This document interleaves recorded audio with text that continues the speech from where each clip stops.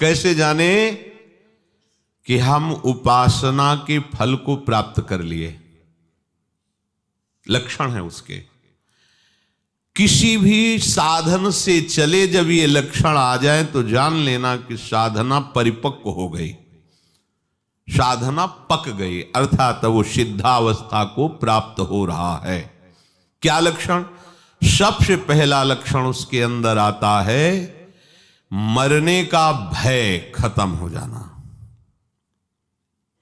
जीने की इच्छा बनी रहना।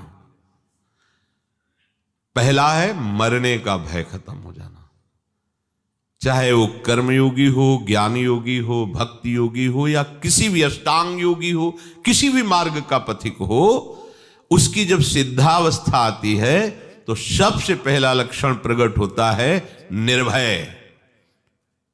सब भयों से भी बड़ा भय है मृत्यु का भय। उस उपासक के हृदय में किंचन मात्र भी मृत्यु का भय नहीं रह जाता। ये देखो अंदर से मरने का नाम सुनकर के भय लगता है कि नहीं लगता? अगर लगता है तो अभी साधना पथ पे हो, अभी लक्ष्य पे नहीं पहुंचे। लक्ष्य में पहुंचने पर मृत्यु का भय ही नहीं है, किसी भी तरह से उसे कष्ट नहीं। कैसे? जैसे नाटक चल रहा हो और उसमें सामने विपक्ष से वार किया गया और मरने का वो नाटक किया, उसको कोई भय लग रहा है? सामने से तलवार भाला गोली मारी जा रही, क्योंकि वो नाटक है।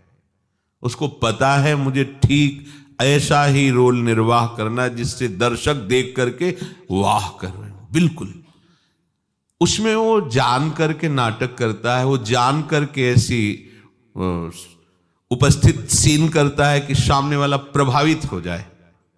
उसको मृत्यु का भय थोड़ी लग रहा है, क्योंकि जान रहा नाटक है।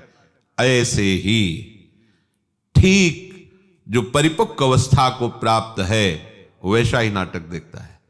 जैसे प्रलय में भी भयभीत नहीं होता भक्त, ऐसा शास्त्रों में आया। तो सैकड़ों हजारों आप नाटक देखते, उसमें देखते सैकड़ों लोग मारे जा रहे हैं, गांव के गांव जलाए जा रहे हैं, आपको थोड़ी भी पीड़ा नहीं होती, क्योंकि मूल में आपको पता है नाटक है, ये दिखावटी है, वास्तविक ऐसा नहीं है। ऐसे ही उस पवित्र अंतःकरण वाले परिपक्व अवस्था को प्राप्त हुए किसी भी साधन पथ से जो चला है, उसको संपूर्ण संसार का नाटक रहस्य पता चल जाता है। इसलिए महाप्रलय में भी केवल नाटक देख रहा है। जैसे अपने गांव का गांव आग लगाई जा रही देख रहे, पर कोई भय या दुख नहीं, क्योंकि पता है नाटक है, झूठा है। ऐसे ही ये मिथ्या, ब्रह्म सत्यम जगन मिथ्या, ये मिथ्या है।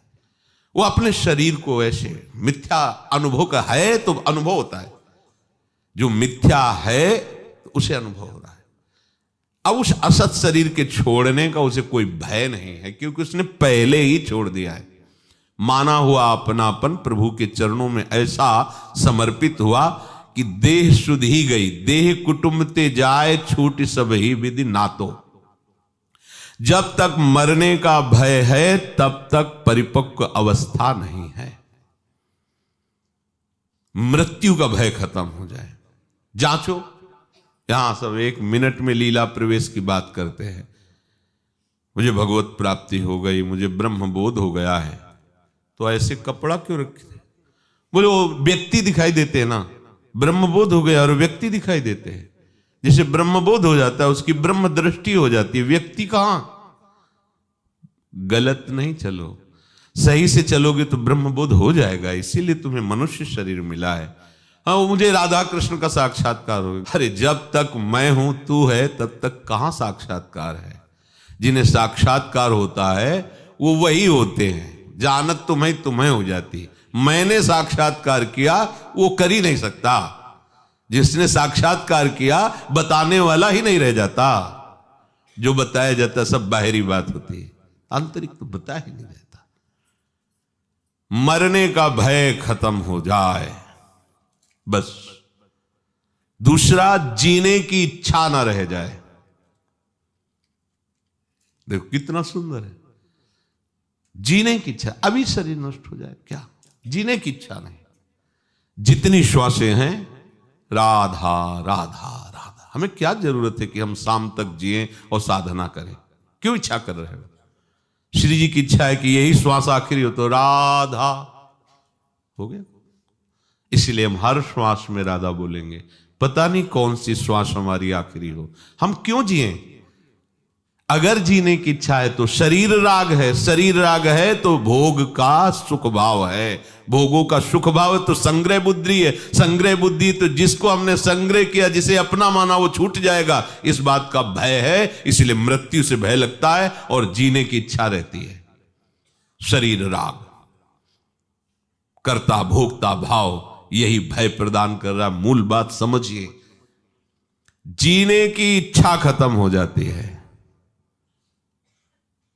जब तक जीने की इच्छा है तब तक अज्ञान है, मरने का भय है तो अज्ञान है। कुछ भी पाने की इच्छा, तीसरा, पहला मरने का भय, दूसरा जीने की इच्छा, और तीसरा कुछ भी पाने की इच्छा। कुछ भी, कुछ पाने की इच्छा नहीं, जा ही न चाहिए कबहू कछु, तो कह दे कि प्रभु की पाने की इच्छा। तुम यहां सिद्ध के लक्षण बता रहे, साधक के नहीं। जो सिद्ध हो चुका है उसे कुछ पाने की इच्छा नहीं रहती, कुछ भी पाने की इच्छा नहीं रहती, क्योंकि जिनके पाने के बाद कुछ पाना बाकी नहीं रह जाता, वो प्राप्त ऐसे हो जाते हैं कि अपना पता ही खो जाता है, वही वो रह जाते हैं। कान भय प्राण में, प्राण भय कान में, ही में न जान परे कान है कि प्राण है। प्राणनाथ श्यामाजू का ऐसा अधिकार हो जाता है, संपूर्ण इंद्री मन बुद्धि चित्त अहंकार स्वभाव सब भगवत में, सब प्रभु में। तो जब तक खोज चालू है तब तक मैं है, और जब खोज पूरी हुई तो जिनकी खोज है वही रह जाते, खोजने वाला नहीं रहता, खोजने वाला ही नहीं रहता। पाने की कोई भी इच्छा, कुछ भी पाने की इच्छा, ये कचाई है, और वही सिद्ध है जिसे कुछ पाने की इच्छा नहीं। करने का राग, ये करना है, जब तक ये है तब तक वो परिपक्व अवस्था को प्राप्त नहीं है। महापुरुषों के द्वारा भी चेष्टाएं होती हैं, जिसे आप कह सकते हो कि उन्होंने वो किया, आप कह सकते हो वो नहीं, क्योंकि उनका कुछ भी नहीं बकाया रहा। तो जो क्रिया हो रही, तुम निमित्त केवल उनको दे सकते हो, करने वाले प्रभु ही हैं, क्योंकि उनके मन में, बुद्धि में, चित्त में, अहम में, चेष्टा में केवल प्रभु होते हैं। प्रभुमय होकर के, प्रभुमय जगत में प्रभुमय कार्य हो रहा है। वो संसारी होकर संकल्प विकल्प करके कर्ता भाव से कुछ नहीं। ये सिद्धावस्था का लक्षण है।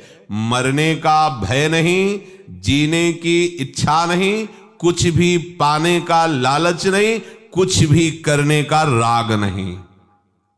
ये हो गई स्थिति।